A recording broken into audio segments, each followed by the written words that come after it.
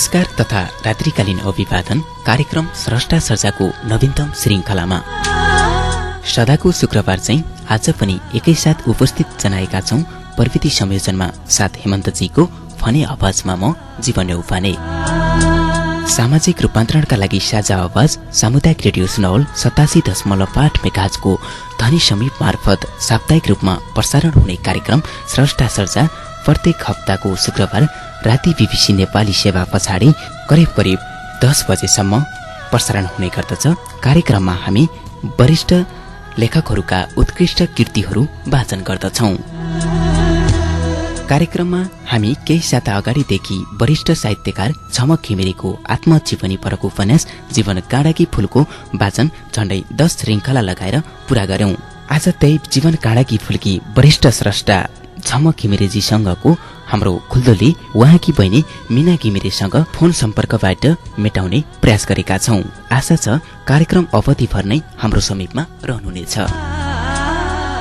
आउनुहोस् कार्यक्रमको शुभारम्भमा यो सांगीतिक आवाज सुनौं। सांगीतिक आवाज पछाडि कार्यक्रममा हामी तपाईहरूलाई झमक घिमिरेको परिचय र यो उपन्यास लेख्नु अगावै यस पुस्तकका लागि उहाँले लेख्नु भएको भूमिका साथै उहाँसँगको कुराकानी उहाँकी बहिनी मीना घिमिरेसँगको आवाजमा सुन्नेछौं।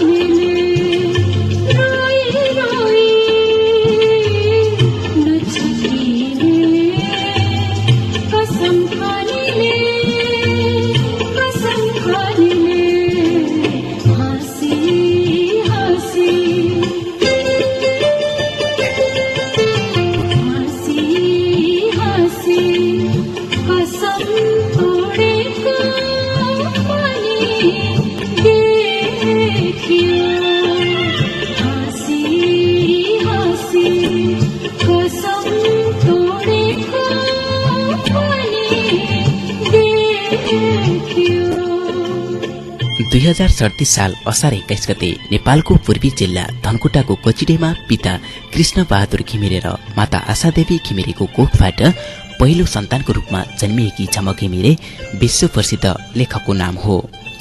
झमक घिमिरे जन्मना साथ अपाङ्ग भएर जन्मनु पर्यो, अर्थात् उहाँ सबै मानिसहरू जस्तो सग्लो भएर जन्मन सक्नु भएन।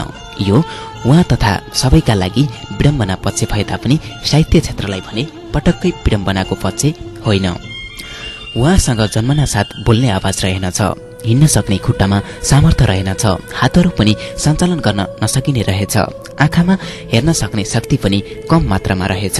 अर्थात् भनौं कि उहाँका शरीरका धेरै जसो अङ्गहरू चल्न सक्दा रहेनछन्। जति जति उमेर बढ्दै गयो त्यति मानिसका इच्छा तथा आवश्यकताहरू बढ्नु स्वाभाविक हो। तर ती इच्छा तथा आवश्यकताहरू पूरा गर्न पाउनु त झमकजीको जीवनमा ठूलो कुरा हो। ती इच्छा तथा आवश्यकताहरूको प्रत्याभूति गर्न पनि उहाँ पाउनुहुन्नथ्यो, किनकि उहाँका सबै विचार तथा भावनाहरूलाई अपाङ्गता पक्षसँग जोडेर खिल्ली उडाइने गरिन्थ्यो परिवार तथा समाजमा। हाम्रो जस्तो अविकसित तथा असक्षम देशमा अपाङ्गतालाई हेर्ने दृष्टिकोण अत्यन्तै न्यून स्तरको छ। उनीहरूको अपाङ्गतालाई पूर्व जन्मको पाप भन्ने चलन छ। त्यो व्यवहार झमक घिमिरेले पनि पाउनु पर्यो। उहाँलाई जति औषधि उपचार गरे तापनि निको पार्न परिवारका सदस्यहरूले सक्नु भएन, किनकि उहाँको शरीर सञ्चालन गर्ने दिमाग नै अवरुद्ध भएको रहेछ। यस्तो अवस्थाको बोझ सेवा गर्ने मानिसलाई मात्र नभएर उमेर बढ्दै जाँदा झमक घिमिरेलाई पनि लाउन थाल्यो। उहाँलाई खुवाइदिन, नुहाइदिन, दिशा पिसाब गराउन, कपडा फेरिदिन सबै क्रियाकलापहरू गर्नको लागि अन्य व्यक्तिको साथ चाहिन्छ। यसले गर्दा उहाँलाई आफूलाई गरिने हरेक क्रियाकलापहरू केही मात्रामा भए पनि आफै गरिदिन पाए त यी अन्य मानिसहरूलाई सहज हुने थियो भन्ने लागेर भात आफै दुईवटा खुट्टाको सहयोगले खान लाग्नुभयो। परिवारका सदस्यहरूले उहाँलाई अपाङ्ग भनेर कपडा पनि बाक्लो पुराको लगाइदिनु हुन्थ्यो भनेर उपन्यास मार्फत व्यक्त गर्नुभएको छ। किनकि बाक्लो पुराका कपडा धेरै समयसम्म खप्छ भनेर यसो गरिन्थ्यो। परिवारमा अर्की माइली बहिनीको रूपमा बहिनी मीना घिमिरे जन्मिन्। मीना बढ्दै गइन्, साथसाथै विद्यालय पढ्न जान थालिन् अनि घरमा बुबाद्वारा उनलाई पढ्न सिकाइने क्रियाकलापहरू बढ्दै गयो। यसले गर्दा झमक घिमिरेको मनमा पनि म बहिनी जस्तै पढ्न पाए कस्तो हुन्थ्यो भन्ने लाग्यो र बुबाले बहिनीलाई पढाएको अवसर पारी टाढाबाट त्यही अक्षरहरू हेरी त्यसलाई मनमा नै दोहोर्याउने तेर्याउने अभ्यास गर्दै त्यही उच्चारण गरिएको अक्षर भुइँमा काठका सिन्काहरू खुट्टाका औँलामा राखेर कोर्ने अभ्यास निरन्तर रूपमा भइसके पछाडि उहाँलाई केही अक्षर र शब्दहरूको ज्ञान हुन थाल्यो। उहाँलाई भनेर पढ्न र लेख्नको लागि किताब कापी कलम पनि दिइँदैनथ्यो। यसरी बहिनी मीनासँग बसेर पढ्न थालेपछि उहाँलाई शिक्षा आर्जन हुँदै गयो र पछि बहिनी मीना मार्फत नै केही पढ्नको लागि किताबहरू कापीहरूको व्यवस्था मिल्न थाल्यो र उहाँमा ज्ञानको भोग बढ्दै गयो र केही उपन्यास, कथा, कविता, निबन्धहरू, लेखहरू घरमै ल्याई पढ्ने अभ्यास बढ्दै गयो। यसरी उहाँमा शिक्षा प्राप्ति हुँदै गयो र पछि उहाँले खुट्टाले नै लेखेर केही किताबहरू, निबन्धहरू मिडियासम्म पुर्याउनु भयो। यसले गर्दा उहाँको नाम खुट्टाले लेख्ने साहित्यकारको रूपमा फैलिन लाग्यो। यसरी केही समय अगाडि समाजकी बेकममा सदस्यको रूपमा रहेकी झमक घिमिरेको नाम बिस्तारै साहित्यकारको रूपमा फैलिन थाल्यो, त्यो पनि खुट्टाले लेख्ने साहित्यकार। यसले गर्दा झमक घिमिरेको जीवन केही सहज बन्न थाल्यो। 2055 सालमा केही साहित्यकारहरू तथा मिडियाहरूको सहयोगमा संकल्प भन्ने कविता संग्रह झमक घिमिरेको पहिलो पुस्तकको रूपमा प्रकाशन गरियो। फेरि उहाँको दोस्रो पुस्तक आफ्नै चिता अग्निशिखातिर जुन कविता संग्रह 2057 सालमा प्रकाशन भयो। पुनः 2057 सालमै उहाँका 3वटा पुस्तकहरू लगातार प्रकाशन गरियो, जुन तेस्रो किताबको रूपमा मान्छेभित्रका योद्धाहरू कविता संग्रह प्रकाशन भयो। त्यसै गरी चौथो पुस्तकको रूपमा अफसान पछिको आगमन क्वाटी संग्रह पनि प्रकाशन गरियो। साथै अफसान पछिको आगमन प्रकाशन लगत्तै सम्झनाका बाछिटाहरू लेख संग्रह 5औं प्रकाशनको रूपमा प्रकाशित गरी 57 सालमै 4वटा पुस्तकहरू लेख्ने स्रष्टा हुन सफल हुनुभयो, त्यो पनि खुट्टाले लेखेर। त्यसै गरी उहाँले 2060 सालमा नौलो प्रतिबिम्ब कविता संग्रह प्रकाशित गर्नुभयो। त्यसको 2 वर्ष पछाडि अर्थात् 2062 सालमा पर्दा समय र मान्छेहरू कथा संग्रह प्रकाशित गर्नुभयो। यसका साथै फेरि 2063 सालमा बेमौसमका आस्थाहरू निबन्ध संग्रह प्रकाशित गर्नुभयो। त्यस पछाडि 2067 सालमा जीवन काँडाकी फूल आत्मजीवनी परक निबन्ध प्रकाशन गरी 9वटा पुस्तकी स्रष्टा खुट्टाले नै लेखेर हुनुभयो। उहाँको नाम विश्व प्रसिद्ध रहेको छ। समालोचकहरूले उहाँलाई विश्व प्रसिद्ध 11 जना स्रष्टाहरूसँग तुलना गरेका छन्। जीवन काँडाकी फूल जुन निबन्ध छ त्यसले 2067 सालकै चर्चित एवं सर्वाधिक पुरस्कारका साथै मदन पुरस्कार समेत पाउन सफल भयो। झमक घिमिरेले हालसम्म पाउनुभएका पुरस्कार, सम्मान तथा पदकहरू यहाँनिर जोड्न चाहन्छौँ। कविता रामपाल साहित्य प्रतिभा पुरस्कार 2055, अस्वीकृत विचार साहित्य पुरस्कार 2056, गोपाल प्रसाद जनकल्याण पुरस्कार 2057 सालमा पाउनुभयो। त्यसै गरी पर्वल गोर्खा दक्षिण बाहु चौथो 2057 सालमै अनि अपाङ्ग प्रतिभा पुरस्कार पनि 2057 सालमै पाउनुभयो। त्यसै गरी डाक्टर विमल फाँडे पुरस्कार 2062 मा, नेपाल सरकारबाट सम्मान 2063 मा, उत्तम शान्ति पुरस्कार 2067 सालमा, त्यसै गरी शङ्कर लामिछाने निबन्धकारिता पुरस्कार 2067 सालमै, भद्रा कुमारी व्यक्तित्व पुरस्कार 2067 सालमा, अनेसान उत्कृष्ट कीर्ति पुरस्कार 2067 सालमै, त्यसै गरी गुन्जन प्रतिभा पुरस्कार 2067 सालमै अनि दिल्लीराज उप्रेती स्मृति पुरस्कार 2067 सालमै अनि पद्मश्री पुरस्कार 2067 सालमै अनि मदन पुरस्कार पनि 2067 सालमै पाउन सफल हुनुभयो, जुन पुरस्कार नेपालकै सर्वाधिक सबैभन्दा ठूलो धनराशि पुरस्कार पनि रहन्छ मदन पुरस्कार। त्यो मदन पुरस्कार जीवन काँडाकी फूल उपन्यासले पाउन सफल भएको थियो। त्यसै गरी रमा कृष्ण सिर्जना सम्मान पाउनुभयो। 2067 सालमा नागरिक अभिनन्दन धनकुटामा भयो। 2068 सालमा रमा कृष्ण सिर्जना सम्मान पुरस्कार 2067 सालमा, त्यसै गरी नागरिक अभिनन्दन धनकुटामा 2068 सालमा भयो र नागरिक सम्मान भैरवाबाट पनि पाउनुभयो। अत श्रोताबिनहरू, यो त थियो झमक घिमिरेजीले हालसम्म पाउनुभएको पुरस्कार तथा सम्मानहरूको चर्चा। अब कार्यक्रममा प्रस्तुत गरौं यो उपन्यास लेख्नु अगावै यो पुस्तकका लागि झमक घिमिरेले लेख्नु भएको भूमिका यहाँनिर वाचन गर्दछौं।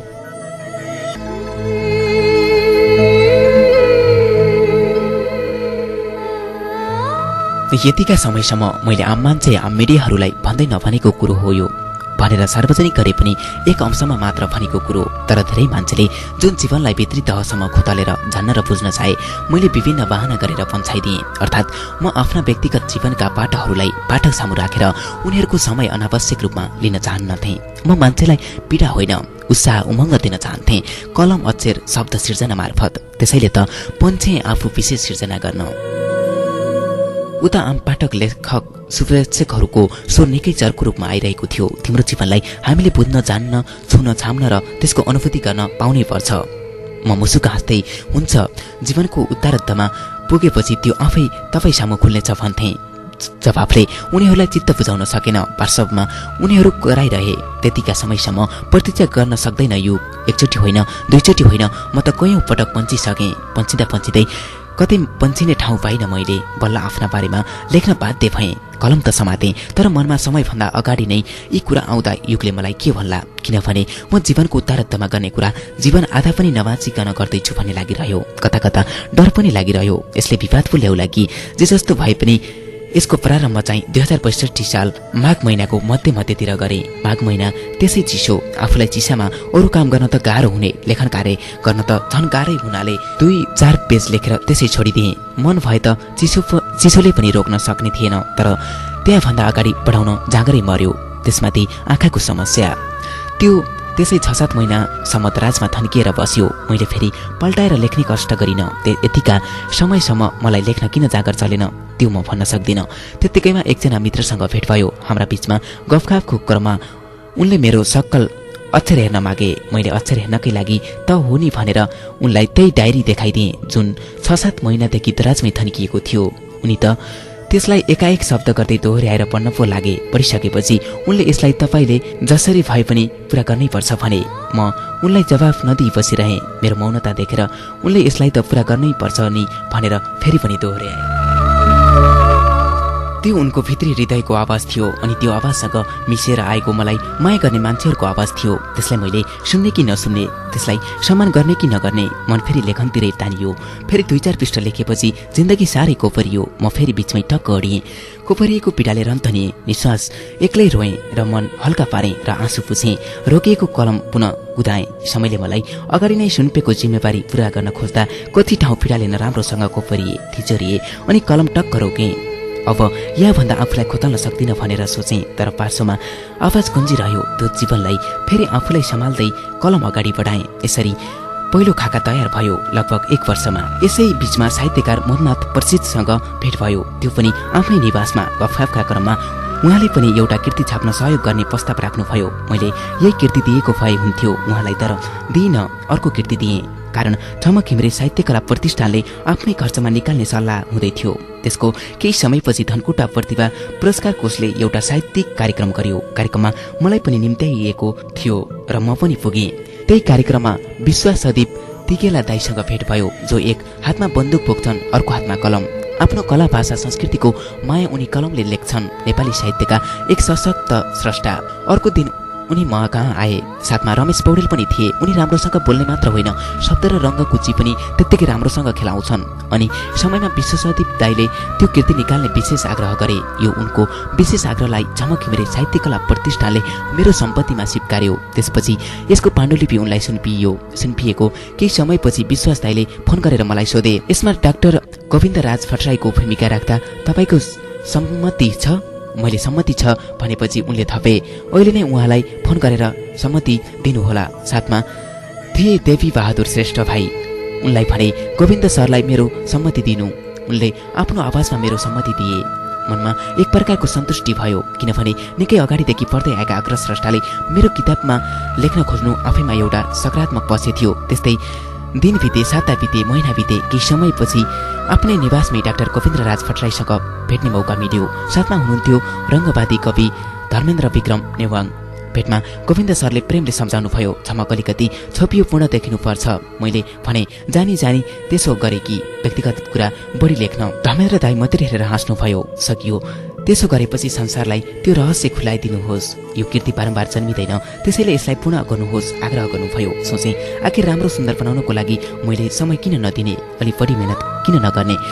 त्यसपछि उहाँलाई सकारात्मक जवाब दिए, अर्थात् आधा अनुहार देखिन पनि बाँकी रहेको कृतिलाई पूर्ण अनुहार मात्र होइन, सिङ्गो शरीर र त्यससँगका गतिविधिहरू शब्दले पुनः उतार्नु पर्ने भयो मैले। त्यसैले पुनर्लेखनको लागि समयको तालमेल मिलाउन थालेँ। व्यावहारिक जिम्मेवारीहरू पनि थिए, त्यसलाई एकैसाथ बोल्दै लेखनसँगै मिलाउने योजना बनाए। स्तम्भ लेखनलाई पनि अलिकति समय छुट्याउनु पर्यो, किनभने बाँच्नुपर्ने अनि मात्र लेख्नुपर्ने थियो। यस अर्थमा कान्तिपुर पब्लिकेसनलाई पनि धन्यवाद दिन चाहन्छु, किनभने यसले एउटा सन्तान जन्माउन वर्ष पीडा भोगिरहेकी आमाको लागि बाँच्ने सहारा दियो। अर्थात् मैले त्यति बेला स्तम्भ लेखहरूको लागि मेहनत गरिन, तर झकाझक छापिदियो। सायद हतारमा लेखे पनि लेख राम्रै थियो कि। मैले समय त 1 वर्ष लिएँ यसका प्रकाशक तथा सम्पादक संयोजनसँग, तर मेरो योजना 6 महिनामा लेखिसक्ने थियो। हो, यसमा मैले मात्र मेहनत र समय खर्चेको भन्नु अन्याय हुनेछ। डाक्टर गोविन्दराज भट्टराई जसले यो कृति पूर्ण हुँदासम्म प्रेमले सम्झाउनु मात्र भएन, कहाँ कहाँ कमजोरी छन् मेहनत गरेर सुधार्ने सहयोग गर्नुभएको छ। यहाँसम्म कि यसको लेखन गर्दा म कति ठाउँमा त कलम अगाडि बढाउन नसक्ने गरी रन्थनिन्थेँ र रोकिन्थेँ अनि सोच्थेँ यो पीडा दुनियाँलाई के फाइदा। त्यसैले निराशा र छटपटीले भरिएको कृति होइन जो यहाँ आएको छ, तर यसमा सङ्घर्षको पथ पनि छ र आशा उत्साह उमङ्गले उफ्याएको जीवनको सार्थकता पनि छ। तपाईँले अलिकति जीवनलाई मान्छेको मूल्यमा बाँच्न प्रताप गर्नुभयो भने पनि त्यो कृति लेखिनुको सार्थकता त्यहाँ हुनेछ। अनि वन जङ्गल वायु आकाश प्रकाश सबैमा साझा अधिकार, धरती आकाश साझा भयो भने मात्र सबै मान्छे बराबर हुनेछन्, किनभने यी सबै चिजले जीवन छ र नै महत्त्व राख्छन्। यो मेरो त्यो तेरो भन्ने अहङ्कारले पर्खाल अलिकति भत्काउन सके कृति लेखिनु अर्थपूर्ण हुनेछ। अनि मानव जीवन र सिङ्गो मानवता हाँस्नेछ, जसले जन्माए, पाले, हुर्काए, बढाए अनि जीवनको रङ चिनाए ती आदरणीय पिता मातालाई पनि म सम्झिरहन्छु। अनि मिना जो यो कृतिकी सहनायिका हो, ऊ बिना यो कृति अधुरो हुन्थ्यो, उसलाई म सम्झिरहनेछु। यो लेख्दा पीडाले रन्थनिएको बेला भावनात्मक रूपमा ऊर्जा प्रदान प्रिय भाइ देवी बहादुरले गरे। उनलाई पनि यिनै शब्दको सलाम। अनि डाक्टर कुमार कोइराला जसले मेरो मौलिकपन बचाएर भाषाको सम्पादन गरिदिनु भयो, उहाँलाई म विशेष धन्यवाद दिन चाहन्छु। कम्प्युटर टाइप गर्ने बालकृष्ण भट्टराई र पेज सेटअप गर्ने कौशल खाकीलाई पनि हार्दिक धन्यवाद। झमक घिमिरे साहित्य कला प्रतिष्ठानका अध्यक्ष गोपाल गुगा राई लगायतका अन्य सदस्यहरूलाई पनि विशेष स्मरण गर्दछु। उहाँहरूको सत्प्रयास नै यात्राको बलियो पुल पनि दिएको छ। मेरो यात्रालाई सरल र सहज बनाउन हरदम प्रयत्न गर्ने मान्छे हुनुहुन्छ गोपाल सर, जसले धेरै दुःख बेहोर्नु भएको छ मेरो लागि। उहाँलाई पनि यिनै शब्दले अभिनन्दन प्रकट गर्दछु। अन्त्यमा 1 पटक होइन, 2 पटक होइन, कयौं पटक पढेर आफ्नो समालोचकीय दृष्टिसहित भूमिका लेखिदिनु हुने र कृतिको संयोजन गरिदिनु हुने विद्वान समालोचक डाक्टर गोविन्दराज भट्टराईप्रति पनि म सधैँ ऋणी रहनेछु, किनभने उहाँले मेहनत र समय नदिनु भएको भए यो कृति यस्तो रूपमा आउने थिएन। अनि यसका प्रकाशक विश्वसदीप तिगेला जसले मानवतावादी सोच मात्र राख्नु भएन, नेपाली साहित्य कलालाई खुला हृदयले प्रेम गरेको स्पष्ट प्रमाण हो यो कृति। विश्वास दाई, तपाईँलाई पनि हार्दिक धन्यवाद। त्यस्तै आफूले खिचेको तस्बिर राखेर आवरण पृष्ठको सुन्दर सजावट गरिदिनु हुने टाइम्स क्रिएसनका दाजु सुन्दर बस्नेतलाई समेत धेरै धेरै धन्यवाद दिँदै आज तपाईँलाई खुला गरिदिए मेरो जीवनका पानाहरू जो यतिका समयसम्म बन्द थिए। आदरणीय श्रोताबिनहरू, तपाईँलाई भर्खर प्रस्तुत गरौँ झमक घिमिरेले उपन्यास लेख्नु अगावै पुस्तकका लागि लेख्नु भएको भूमिका। अब तपाईँलाई कार्यक्रममा प्रस्तुत गर्नेछौँ झमकजीसँगको कुराकानी उहाँकी बहिनी मिना घिमिरेजीसँगको आवाजमा, किनभने झमकजीको आवाज सुन्ने भएको कारणले गर्दा यसो गर्न बाध्य भयौँ। यति बेला हाम्रो सम्पर्कमा मिना घिमिरे हुनुहुन्छ, उहाँसँग हामी कुराकानी गर्ने प्रयासमा छौँ, जुन कुराकानी झमकजीसँग लिएको थियो। झमकजी, कार्यक्रम स्रष्टा सर्जामा स्वागत छ। हजुर, धन्यवाद। केही समय अगाडि एउटी समाजकी बेकममा सदस्य जसलाई जे भने पनि हुन्थ्यो, जे गरे पनि हुन्थ्यो, जसको कसैलाई केही वास्ता थिएन। आज त्यही मान्छे विश्वभर खुट्टाले लेखेर प्रसिद्ध हुने साहित्यकारको रूपमा चिरपरिचित छ। यसमा तपाईलाई कस्तो आभास हुन्छ? जीवनले मान्छेलाई समयको निरन्तरतामा धेरै कुरा भोगाउँदो रहेछ। म त्यही मान्छे हुँ जसले नेपाली समाजका अनेक कुसंस्कारका कुराहरू प्रत्यक्ष रूपमा भोग्यो र त्यही विरुद्ध जाइ लाग्यो। म खुट्टाले लेख्ने साहित्यकार मात्र होइन, म आफूलाई साहित्यकार मात्र भन्छु। त्यसमा मलाई मान्छेको अर्थमा खुसीको आभास हुन्छ। अनि ती तपाईलाई क्रूर व्यवहार गर्ने साथै तपाईप्रति गलत दृष्टिकोण राख्ने त्यति बेलाका अभिवेकी मानिसहरूलाई के भन्न चाहनुहुन्छ? जे आफ्नो विवेकले बुझे त्यही व्यवहार गरे, त्यसमा मेरो कुनै गुनासो छैन। त्यसो नगरेको भए विद्रोह जन्मिँदैन थियो होला, सायद आजको झमक घिमिरे जन्मिँदैन थियो होला। किनभने त्यही क्रूरता त बर्बरताबाट जन्मिएको विद्रोह हो झमक। हामी रेडियो सुनौल 87.8 मेगाहर्जमा कार्यक्रम स्रष्टा सर्जा मार्फत हजुरको आत्मजीवनी परको उपन्यास जीवन काँडाकी फूलको पहिलो उपन्यास वाचनको रूपमा झण्डै 10 श्रृङ्खला लगाएर यसको वाचन पूरा गर्यौं। तपाईलाई यो उपन्यास लेख्नु अगावै के लागेको थियो कि यो उपन्यास खुट्टाले नै लेखेर पूरा गर्न सक्छु या सक्दिन? वाचन गरेकोमा धन्यवाद, तर खुट्टाले लेख्नु कुनै ठुलो कुरा हो जस्तो मलाई लाग्दैन। किनभने पाठकले खुट्टाले लेखे पनि हातले लेखे पनि सिर्जनाको जुदी तत्त्वलाई हेर्ने हो। यो सिर्जना गर्दा मैले खुट्टाले लेख्ने सरोकार राखिन, तर सिर्जना गर्नुसँग मात्र सरोकार राखेँ। मलाई लेख्दा कहिल्यै पनि यो सिर्जना म लेख्न सक्दिनँ कि भन्ने लाग्दैन। हजुर, झमकजी तपाईले यस उपन्यासमा आफूलाई सार्वजनिक व्यक्ति पनि भन्नुभएको छ र हामी पनि तपाईलाई सार्वजनिक व्यक्ति नै ठान्यौं। किनभने तपाईले बाल्यावस्थादेखि नै भइगरेका तपाईप्रति सकारात्मक तथा नकारात्मक सबै पक्षहरूलाई उठान गर्नुभएको छ। झमकजी तपाईलाई यो उपन्यास लेख्दाखेरि ती सबै मानिसहरूले गरेका व्यवहार यस उपन्यास मार्फत मैले सार्वजनिक गर्दा पछि गएर नराम्रो हुने हो कि भन्ने केही लागेन? म जीवन काँडाकी फूलकी प्रमुख पात्र हुँ। सबै पात्रहरूको प्रवृत्ति, धारणा, व्यवहारहरूबाट नेपाली समाजको यथार्थ सत्य बोल्नु पर्थ्यो। त्यहाँ सबै पात्रहरूले आफ्ना प्रवृत्तिबाट समाज बोलेका छन्, संस्कृति बोलेका छन्, जनजीवन बोलेका छन्। मैले पात्रहरूको प्रवृत्ति लेखन मार्फत बाहिर ल्याएँ। त्यहाँ एउटै झमकले प्रवृत्तिहरू केलाएको मात्र छ। मलाई सार्वजनिक गर्दा नराम्रो हुन्छ कि भन्ने लागेन र नै यो बाहिर आउन सक्यो। हजुर, केही व्यक्तिहरूको राम्रो गुणगान गाएर उनीहरूको नाम जोडिदिँदा त खुसी भएर तपाईलाई धन्यवाद पनि दिए होलान् उपन्यास मार्फत त्यो नामहरू जोडिदिँदा। तर केही मानिसहरूले गरेका तिता व्यवहारप्रति उनीहरूको नाम खुलेआम गरिदिँदा त तपाईलाई पुस्तक प्रकाशन पछाडि केही धम्की तथा गाली गलौज गरे कि गरेनन्, अथवा ती गाली गलौज आए कि आएनन् तपाईलाई? मैले कसैप्रति बढी गुणगान गाए जस्तो पटक्कै लाग्दैन। सकारात्मक कुराप्रति प्रशंसा गरे, नकारात्मक कुराप्रति आलोचना। पुस्तक प्रकाशन पछाडि कुनै धम्की गाली गलौज आएको छैन। नेपाली समाज हिजोको भन्दा परिवर्तन र विस्तार हुँदैछ, त्यहीसँगै चेतना पनि फराकिलो हुँदैछ भन्ने कुराको सङ्केत हो भन्ने म ठान्छु। अन्यत्र व्यक्तिहरू बाहेक तपाईले उपन्यासमा आफ्नै परिवारका सदस्यहरूले गरेको तपाईप्रतिका व्यवहार पनि समावेश गर्नुभएको छ। त्यति बेला घरका सदस्यहरूबाट तपाईले कस्तो प्रतिक्रिया पाउनुभयो? मैले आफ्नै परिवारको व्यवहारलाई साङ्केतिक रूपमा नेपाली समाजमा जन्मिएका फरक क्षमताका मान्छेहरूप्रति गरिने विभेदपूर्ण व्यवहार देखाउनको लागि प्रस्तुत गरेकी छु। मैले एकचोटि पनि परिवारलाई यो लेख्दा सोधिन र देखाइन पनि। त्यो प्रकाशन भएपछि मात्र परिवारलाई थाहा भयो। तर मेरो परिवारले त्यसलाई पढेर एकदमै सकारात्मक रूपमा लियो। मैले पनि परिवारका सदस्यहरूलाई जुन खालको सम्मान गर्नुपर्ने हो त्यही रूपमा दिएकी छु र उहाँहरूले पनि जुन माया ममता वात्सल्य दिनुपर्ने हो दिनुभएको छ। प्रतिक्रिया पनि राम्रो रह्यो, किनभने उनीहरू नेपाली ग्रामीण समाजको प्रतिनिधि गर्ने पात्र हुन्। हजुर, झमकजी बहिनी मिना घिमिरेको साथ र प्रेरणाले गर्दाखेरि नै तपाईँ यो शिखरमा पुग्नु भएको कुरा हामी आभास गरेका छौँ।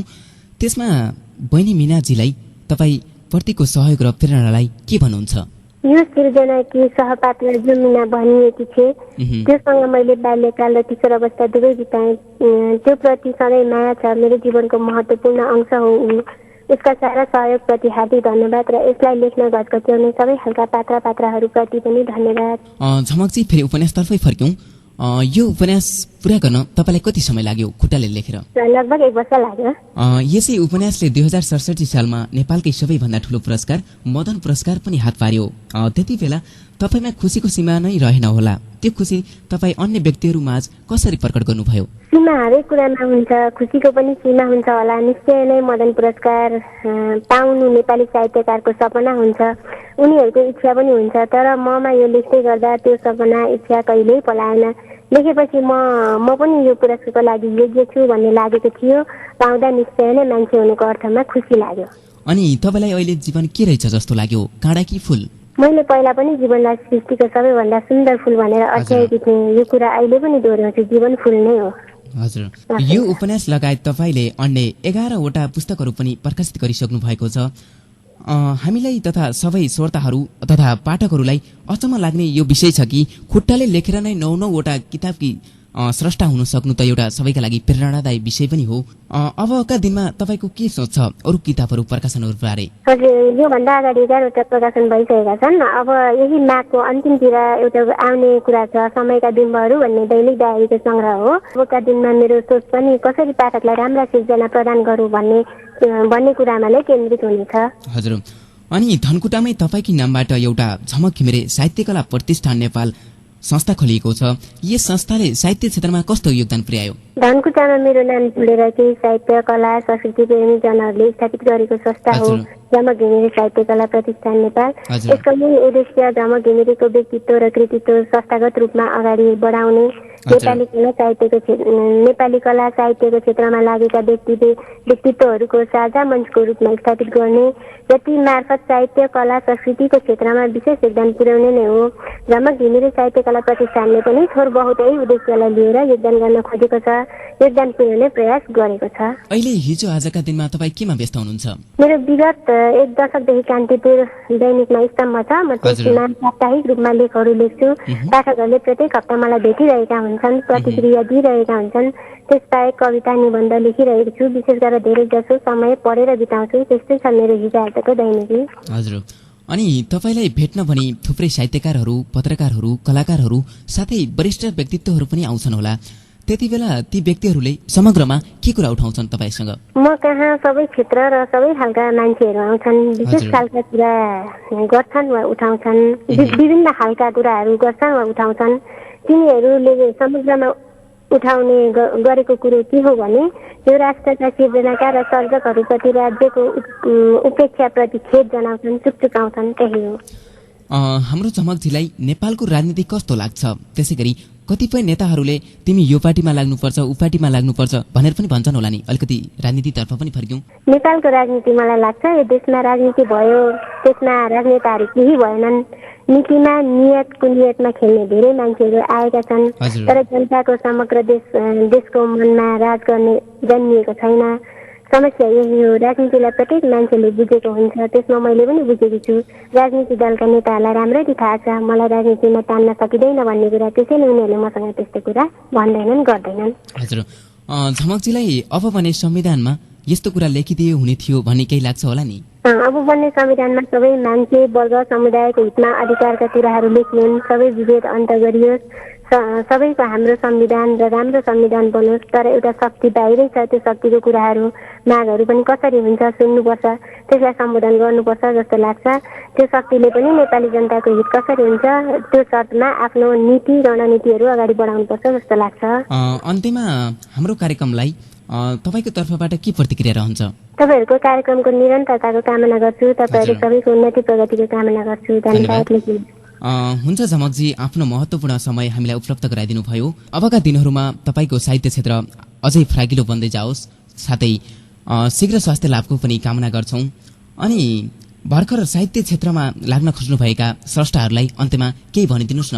साहित्य क्षेत्रमा लागेका व्यक्तिहरूलाई म के भन्न चाहन्छु भनेदेखि साहित्य क्षेत्र भनेको राम्ररी बुझेर आउनुहोस्, राम्ररी यसलाई चिनेर आउनुहोस्। त्यसै म साहित्य क्षेत्रमा लाग्छु, म अगाडि नाम कमाउँछु भन्ने हिसाबले नआउनुहोस्। पहिला बुझ्नुहोस्, राम्रो गर्नुहोस्, अनि त्यसपछि साहित्य के हो त्यसलाई चिनेर अगाडि बढ्दाखेरि राम्रो हुन्छ भनेर। फेरि श्रोताबिनहरू भर्खर प्रस्तुत गर्यौं झमकजीसँगको कुराकानी र अब पुनः मिनाजीसँगै केही भलाकुसारी गर्ने प्रयास गरेका छौं। यति बेला मिनाजी सम्पर्कमा हुनुहुन्छ। मिनाजी, तपाईँलाई स्वागत छ। हजुर, धन्यवाद। मिनाजी, दिदी झमक घिमिरेजीको चर्चा र साहित्यप्रति उहाँले गरेको त्यागलाई तपाईँ कसरी हेर्नुहुन्छ? छुट्टै खाले आफ्नो पहिचान बनाउनु भएको छ। उहाँले अब सानैदेखि गर्नुभयो, विभिन्न दुःख कष्टहरू भोग्दै अहिले त्यहाँसम्म आउनु भएको छ, आफ्नो नाम चिनाउनु भएको छ। त्यो अवस्थामा रहेर पनि आफ्नो नाम पहिचानको चिन्जान गराउनु, देश विदेशमा चिनिनु भनेको त धेरै ठुलो कुरा हो जस्तो लाग्छ। अनि तपाईँ त झमकजीको एउटा दाहिने हात पनि त हो। तपाईँको साथ नपाएको भए झमकजी यस क्षेत्रमा लाग्न सक्नुहुन्थ्यो या सक्नुहुन्थेन? त्यो त अब अहिले म भन्न सक्दिनँ। उहाँको कोसिस नै सानैदेखिको इच्छा आकाङ्क्षा भनेको नै साहित्य क्षेत्रमा उहाँलाई सानैदेखि पढ्नु थियो। उहाँले जसरी पनि पढ्नुभयो। तर अब म थिइनँ भनेदेखि, मेरो सहयोग थिएन भनेदेखि उहाँलाई त्योभन्दा अलिकति बढी कष्ट हुन्थ्यो होला, गाह्रो हुन्थ्यो होला। तर सिक्ने कुरा त सिक्नुहुन्थ्यो होला जस्तो लाग्छ। अनि कहिलेकाहीँ दिदीको स्याहार सुसार गर्दा, त्यसै गरी उहाँप्रति गरिने सम्पूर्ण क्रियाकलापहरू गर्दा कहिलेकाहीँ रिस पनि त उठ्थ्यो होला? रिस माया ममता भनेको मान्छेको जीवनमा त सबैमा भइ नै हाल्छ। अब त्यो मसँग चाहिँ छँदै छैन भनेर अब त्यसरी नहुने कुरा चाहिँ गर्नु मिल्दैन। रिस पनि उठ्छ, माया पनि लाग्छ, सबै थोक हुन्छ। तर मलाई चाहिँ दिदीको स्याहार गर्दाखेरि चाहिँ कहिले पनि रिस उठेन। किनभने त्यो मेरो कामै थियो, गर्नुपर्ने जहिले पनि गर्नै पर्छ भनेदेखि रिस उठेर कामै बन्दैन थियो। त्यसकारण म कहिले पनि दिदीको स्याहार गर्दाखेरि चाहिँ रिसाइन। त्यो मेरो कामै थियो, कर्तव्य नै थियो, रिस उठेन। अनि आज त्यही दिदीको कारणले गर्दा तपाईहरू पनि सबैमा चिरपरिचित हुन पाउनु भएको छ, यसमा कतिको खुसी लाग्छ? एकदमै धेरै खुसी लाग्छ, धेरै गर्व लाग्छ। दिदीले गर्दाखेरि यसरी अब हामीलाई त कसले चिन्थ्यो होला र। अब दिदीको नामले गर्दाखेरि सबैतिर चिनिनु पाउँदाखेरि, झमक घिमिरेको बहिनी भन्दाखेरि, अहिले मेरो नाममा चाहिँ मिना घिमिरे भन्दाखेरि को हुन्थ्यो। तर अहिले अब जब पुस्तक पढ्नुभयो जीवन काँडाको फुल, त्यसपछि मलाई सबैले मिना घिमिरे भनेको चाहिँ झमक घिमिरेको बहिनी हो भनेर चिन्नुहुन्छ। अब विभिन्न प्रतिक्रियाहरू दिँदाखेरि, घरमा फोन आउँदाखेरि पनि को तपाईँ मिना हो भनेर भन्नुहुन्छ सुरुमै। त्यसो गर्दाखेरि एकदमै खुसी लाग्छ। मलाई मात्र होइन, मेरो घर परिवार सबैलाई एकदमै गर्व लाग्छ, एकदमै खुसी लाग्छ। अनि मिनाजी पनि एउटा साहित्यलाई नजिकबाट चिन्ने मान्छे हो, यो भनिदिनुहोस् कि साहित्य भनेको के रहेछ तपाईँको अर्थमा? अब साहित्य क्षेत्रमा म त्यति लाग्नेदेखि त परिन, म साहित्य पढ्ने मात्रै मान्छे हो। हजुर, पढ्ने मान्छे पनि त साहित्यप्रति चासो देखाउन। पढे पनि थोर बहुत अब दिदीले लेखेका लेखहरू अलिअलि यताउति त पढ्ने गर्थ्यो। साहित्य भनेको मेरो विचारमा जीवन होला। जीवन अब यसै हो भनेर त भन्न सक्दिनँ, सबैको आफ्नै परिभाषा हुँदो हो। साहित्य भनेको अब देखेको भोगेको कुराहरू अब कसैले कल्पना गरेर लेख्छन्, कसैले यथार्थ लेख्छन्। त्यसकारण अब यही जीवनले भोगेका देखेका कुराहरू लेख्ने गरेकोले चाहिँ मेरो बुझाइमा चाहिँ साहित्य जीवन होला। भनेपछि तपाईँले साहित्य सिर्जना खासै गर्नुहुन्न? म गर्दिनँ। पढ्न चाहिँ राम्रोसँग पढ्नुहुन्छ है? धेरै त पढ्दिनँ, अलिअलि पढ्छु। हजुर, अनि तपाईँ मार्फत झमकजीको दैनिक जीवनयापन गर्नका लागि गर्नुपर्ने साधारण मेहनतहरू जो आफैका लागि सबैले गरिन्छ, मिनाजी हाम्रो श्रोताहरू तथा सम्पूर्ण पाठकहरूलाई खुल्दुली लाग्ने विषय पनि हो। दैनिक उहाँका दिनचर्याको विषयहरू तपाईँ मार्फत भनिदिनुहोस् कि कसरी गरिन्छ? बिहान उठेदेखि राति सुत्नु अगावैसम्मका उहाँका दैनिक क्रियाकलापहरू कसरी सञ्चालन हुन्छन्? उहाँ बिहान छिटै 4 बजे अथवा 5 बजेभित्र त उठिसक्नुहुन्छ। हजुर। त्यस पछाडि अहिले त पहिला त अब अझ धेरै छिटो उठ्नुहुन्थ्यो, 3 बजेतिरै उठ्नुहुन्थ्यो। तर अब विगत 1 वर्षदेखि उहाँ बिरामी भएको कारणले औषधि खाइरहनु भएको छ। त्यसो हुनाले अहिले चाहिँ अलिक ढिलो उठ्नुहुन्छ। उहाँले 3 बजे उठेर के गर्नुहुन्थ्यो? एकदम लेखपढ गर्ने। बिहानै 3 बजे उठ्ने, त्यसपछि लेखपढ गर्नुहुन्थ्यो। बेलुका पनि राति 10-11 बजीसम्म बस्ने। मन लागेको किताबहरू छ अथवा आफूलाई मन लागेको छ, फुरेको छ, कविताहरू लेख्नु छ भने पनि बेलुका 10, 11, 12, 1-2 बजीसम्म पनि बस्न सक्नुहुन्थ्यो। अहिले चाहिँ त्यस्तो चाहिँ बिहान चाहिँ अलिक ढिलो उठ्नुहुन्छ। बेलुका त उहाँको त्यही हो 10-11 बजीसम्म त बस्नुहुन्छ, पढ्नुहुन्छ, लेख्नुहुन्छ। अनि उहाँलाई 10 बजी औषधि खुवाउनुपर्छ। त्यस पछाडि चाहिँ पढ्न मन लागे पढ्नुहुन्छ, नभए सुत्नुहुन्छ। चाहिँ बिहान चाहिँ उठेर अनि छिटै उठ्नुहुन्छ, यसो किताबहरू हेर्नुहुन्छ, लेख्नु छ भने लेख्नुहुन्छ, रेडी सुन्नुहुन्छ बिहान एकछिन। त्यस पछाडि अनि 6 बजीतिर अनि दुध खानुहुन्छ। दुध खाएपछि अनि एकछिन पछाडि उठेर अनि मुखसुख धुनुहुन्छ, दाँतहरू माझ्नुहुन्छ। आफै गर्नुहुन्छ त्यो काम पनि, खुट्टाले नै दाँत माझ्नुहुन्छ? हजुर, खुट्टाले दाँत माझ्नुहुन्छ। अनि कहिले त अब बिहानै भेटघाट गर्ने मान्छेहरू पनि आउनु भएको हुन्छ। त्यता भयो भने अब त्यो चाहिँ व्यस्त हुनुभयो, नभए लेखन कार्य अथवा पढ्ने नै हो धेरै चाहिँ। अनि उहाँले उपन्यास मार्फत खाना पनि म आफै सिकेँ भन्नुभएको छ। अनि हिजो आजको दिनमा खाना पनि उहाँ आफै खानुहुन्छ कि अथवा खुवाइदिनुहुन्छ? त्यो बिरामी नहुन्थ्यो नि त, उहाँले आफै खानुहुन्थ्यो खुट्टाले। अहिले चाहिँ अब खाना खुवाइदिने गरेको छ। अनि खाना खाइसकेपछि खाना चाहिँ खुवाइदिन्छ, तर अरू सबै थोक आफै गर्नुहुन्छ। आफूले गर्ने चाहिँ अब नुहाइदिनु त सबै पर्छ, दिनै नुहाइदिनुपर्छ उहाँलाई। अनि खाना खाएपछि दाँत फेरि आफै माझ्नुहुन्छ। त्यसपछि उहाँलाई दैनिक जाडो गर्मी पानी परेस् घाम लागोस् त्यो मतलब हुँदैन, जहिले पनि नुहाइदिनुपर्छ, कपडा पनि फेरिदिनुपर्छ। त्यो खाना खाइसकेपछि 1 घन्टा 2 घन्टा त त्यही समय बाथरुममै बित्छ उहाँको हजुर। त्यसपछि भनेको। अनि त्यस्तै अब भेटघाट गर्ने आउनुभयो भने भेटघाटमा बित्छ धेरै समय। अनि दिउँसो चाहिँ प्रायः लेख्नुभन्दा पनि धेरै पढ्नुहुन्छ अहिले चाहिँ। हजुर अनि हजुर। बेलुका खाजा खाएपछि फेरि अनि लेख पढ्नै धेरै समय लेख पढ्नै बेलुका एकछिन टिभी हेर्नुहुन्छ। अनि तपाईँहरू मार्फत दैनिक जीवनका क्रियाकलापहरू गर्दा अथवा केही कुराहरूको खाँचो हुँदा लेखेर उहाँले तपाईँहरूमा प्रस्तुत गर्नुहुन्छ कि सङ्केत मार्फत? हजुर सङ्केत त धेरै त गर्नुहुन्न, अलिअलि हल्का गर्नुहुन्छ। उहाँलाई त्यति सङ्केत भन्दा पनि पहिलादेखि नै अब लेखेरै कुरा गर्ने बानी भएकोले सङ्केत गर्न त्यति आउँदैन पनि। हजुर थोरै थोरै अब यस्तो ल्याइदेऊ उस्तो ल्याइदेऊ भनेको त्यतै उति भएको कोठामा रहेको चिजहरू छ भनेदेखि बुझिन्छ, हजुर हजुर। लेखेरै भन्ने गर्नुहुन्छ। अनि हामी जीवन काँडाकी फुलको तपाईँलाई मन परेको पृष्ठ केही अंश तपाईँकै मुखार बिन्दुबाट अलिकति वाचन गरिदिनुहोस् न। जीवन काँडाकी फुलमा भएको त मलाई सबै मनपर्छ पढ्न त।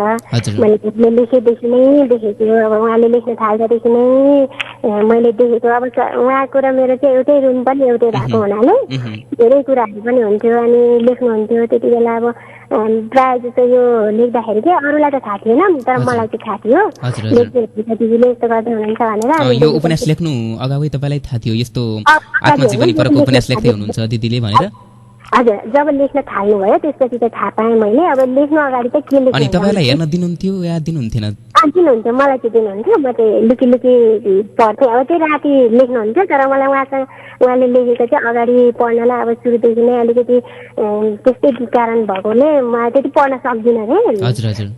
एक्लै बसेर पढ्थेँ। अनि त्यस बेला राति पनि लेख्नुहुन्थ्यो। कति धेरै जस्तो चाहिँ उहाँले राति नै लेख्नु भएको हो। यो अब राति धेरै समय बस्नुहुन्थ्यो। अनि धेरै समय बस्दाखेरि राति नै प्रायः लेख्नुहुन्थ्यो। दिउँसो पनि कहिले बेला त लेख्नुहुन्थ्यो, तर धेरै जस्तो चाहिँ राति नै लेख्नुहुन्थ्यो। अनि अब सबै राम्रो त लाग्छ, तर पनि मलाई एउटा अक्षरसँग पलाएको हर्ष भन्ने चाहिँ अझै बढी राम्रो लाग्छ। हुन त धेरै लामो छ, अब अलिकति चाहिँ पढ्छु। हुन्छ, एउटा कुनै अंश वाचन गरिदिनुहोस् न तपाईँको आवाजमा। हस् हुन्छ। अहिले सम्झिरहेकी छु मैले त्यस पलको हर्ष कसैसँग बाँड्न सकिनँ, तर मैले जिन्दगीमा पहिलो अक्षर भुइँमै भए पनि लेख्न जानेकी थिएँ, मनमा नै भए पनि उच्चारण गर्न जानेकी थिएँ। म यति खुसी भएकी थिएँ, मैले पटक पटक धुलो उडाएर लेखेकी थिएँ क, किनभने मैले यही अक्षर चिन्हको लागि पटक पटक सिन्का राखेँ। धुलामा औँला घसारेर कलिला छाला उचाएँ। त्यति मात्र होइन, बिहानको शीतको बटुकामा थापेर त्यसमा औँला चोबलेर ढुङ्गामा अक्षर लेख्दा रगत छरछरी बगाएकी थिएँ। साँच्चै त्यो सबै गर्नको पछाडि कुनै खास कारण थियो भने अक्षर लेख्न जान्नु वा चिन्नु थियो। यो अहिले पुरा भएको थियो। पुरा हुँदा आफैले आकाशतिर हानेर धुलै धुलो बनिएकी थिएँ। त्यस दिन मैले जानेको कुरो सबैले देखौँ भनेर धुलामा निकै ठुलो क लेखेर राखेकी थिएँ। तर मेरो अक्षर हेर्न त परै जाओस्, उल्टै त्यसमाथि टेकी दिएर नामेट बनाइदिए, अर्थात् मेरो पहिलो क कसैले नदेखि मेटिएर गयो। हुन्छ मिनाजी, आफ्नो व्यस्त समय हामीलाई उपलब्ध गराइदिनु भयो। अन्त्यमा हाम्रो कार्यक्रमलाई तपाईँको तर्फबाट केही सुझाव सल्लाह रहन्छ? हजुरहरूको कार्यक्रममा मैले धेरै त सुनेको छैन। अब जस्तो भए पनि कार्यक्रम राम्रो बनोस्, निरन्तरता चलिरहोस्। हजुरहरूको यस्तै प्रगतिहरूको कामना गर्दछु। राम्रोसँग चलोस्। धन्यवाद। अत श्रोताबिनहरू, अब हामी कार्यक्रमको अन्त्यतर्फ आइपुगेका छौँ। कार्यक्रममा आज हामी जीवन काँडाकी फुलकी एक विश्व प्रसिद्ध स्रष्टा झमक घिमिरेजीसँगको कुराकानी साथै उहाँकी बहिनी मिना घिमिरेजीसँगको कुराकानी प्रत्यक्ष टेलिफोन सम्पर्क मार्फत मिनाजीको आवाजमा सुन्यौं। यससँगै आजदेखि जीवन काँडाकी फुलको उपन्यासको वाचन झण्डै 11 श्रृङ्खला लगाएर पुरा गरेका छौँ यो उपन्यास। अनि हाम्रो कार्यक्रम तपाईँहरूलाई कस्तो लाग्यो प्रतिक्रियाहरू प्रेषित गर्न सक्नुहुन्छ। यही उपन्यासको वाचन हामी रेडियोबाट साथै युट्युब मार्फत विदेशमा रहनुभएका श्रोताहरूले पनि केही यस उपन्यासको वाचनका केही अंशहरू सुन्ने अवसर पाउनुभयो, जसबाट विदेशमा रहनुभएका करिब 90 भन्दा बढी श्रोताहरूले सुनेर हाम्रो कार्यक्रमलाई धेरै सल्लाह सुझावहरू दिनुभयो। साथै हाम्रो कार्यक्रमलाई धेरैभन्दा धेरै माया गरिदिनुभयो। जुन श्रोताहरू हुनुहुन्छ भारतबाट कुमार पाण्डेजी, त्यसै गरी शिवन उपानेजी, जापानमा रहनुहुने सरिता रायमाझीजी र यो उपन्यास सुन्दा सुन्दै सरिता रायमाझीजीले आँखाबाट आँसु झरेको कुरा पनि व्यक्त गर्नुभएको थियो हामीलाई। त्यसै गरी अमेरिकाबाट विष्णु श्रेष्ठजीले पनि हाम्रो कार्यक्रमलाई धेरै आस्था अनि प्रतिक्रियाहरू व्यक्त गरिदिइरहनुभयो। साथै धेरै श्रोताहरूले कार्यक्रम मन पराइदिनु भयो, आफ्ना रायहरू व्यक्त गरिदिनुभयो, जसको लागि तपाईँलाई धेरै धेरै धन्यवाद व्यक्त गर्न चाहन्छौँ। यसै गरी झमकजीसँग तपाईँको केही प्रतिक्रियाहरू छ भने हामी उहाँलाई तपाईँको प्रतिक्रिया पुर्याइदिनेछौँ। जुन प्रतिक्रियाहरू हामीलाई पठाउन सक्नुहुन्छ र कार्यक्रममा चिठी पत्र प्रेषित गर्न चाहनुहुन्छ भने सामाजिक रूपान्तरणका लागि साझा आवाज कार्यक्रम स्रष्टा स्रजा रेडियो सुनौल 87.8 मेगाहर्ज सुनौल 1 नवलपरासी। साथै हाम्रो स्टुडियोको फोन नम्बर 078 570 113 अनि 570 143 मा पनि आफ्ना महत्त्वपूर्ण प्रतिक्रियाहरू टिपाउन सक्नुहुन्छ। साथै फेसबुक पेज स्रष्टा.स्रजा SHRASTA स्रष्टा.SHRAJ स्रजा @gmail.com मा पनि प्रतिक्रियाहरू प्रेषित गर्न सक्नुहुन्छ। हवस् त आजलाई कार्यक्रम यति नै। यतिन्जेल हाम्रो कार्यक्रम सुनिदिनु भयो, तपाईँलाई धन्यवाद। साथै मसँगै सहायता गर्नुभयो प्रान्तिक मित्र हेमन्तजीलाई पनि विशेष आभारीका शब्दहरू प्रकट गर्दै कार्यक्रम स्रष्टा सर्जा उत्पादक तथा गद्यवाचक म जीवन नेउपाने पनि एक हप्तासम्मको लागि ओझेलिने अनुमति चाहन्छु। हवस् त, नमस्कार, शुभरात्रि।